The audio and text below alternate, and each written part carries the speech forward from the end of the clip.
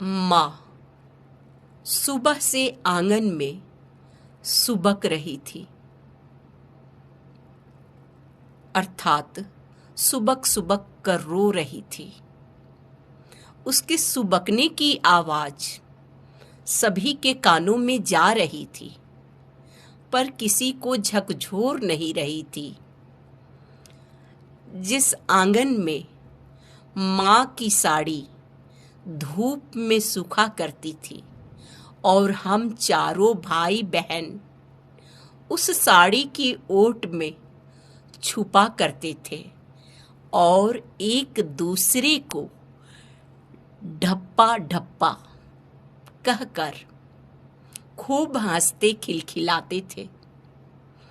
आज उसी आंगन में उसी जगह एक दीवार खड़ी की जा रही थी।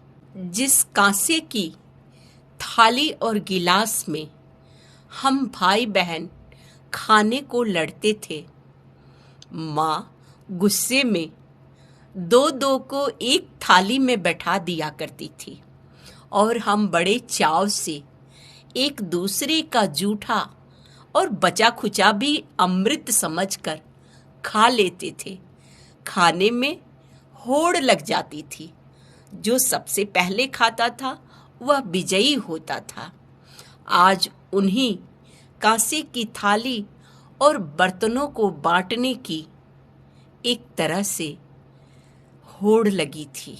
जिन खेतों की पगडंडियों पर हम नंगे पांव दौड़ा करते थे और एक दूसरे को दौड़ में हरा दिया करते थे, मेरा खेत कहकर खेत में काम करते थे, आज उन्हीं खेतों को कागज पर हस्ताक्षर करके बांटा जा रहा था, कब्जा लिया जा रहा था।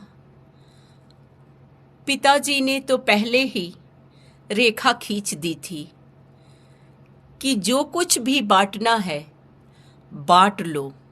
अपने अपने हिस्से का दुख सुख, मान अपमान, घर बर्तन, बगीचा, खेत खलिहान, अपनी अपनी सामाजिकता सब कुछ बांट लो, पर माता पिता को बांटने की हिम्मत न करना। माँ का हृदय टूक टूक हो रहा था, पर पिताजी तो धैर्य के मूर्ति थे और चुपचाप सब कुछ बांट रहे थे। एक दीवार ने घर को 4 हिस्से में बांट दिया। सबकी नफरतें बटी, क्लेश बटा, जरूरतें बटी, समस्याएं बटी,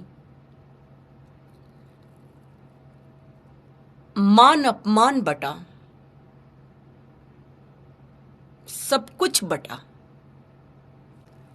गांव में बंटवारे के शोर की समाप्ति हुई। लोग अपने अपने घर गए। पिताजी माँ को लेकर कौन सी दिशा में गए, किसी को कुछ पता नहीं चला। जाते जाते यही बुदबुदा कर गए कि हम संपत्ति नहीं हैं जो हमें कोई दीवार बांट सकेगी। धन्यवाद मित्रों। मैं डॉक्टर सुनीता सिंह सुधा, वाराणसी से। मेरी लघु कथा का शीर्षक था एक दीवार 4 भाग।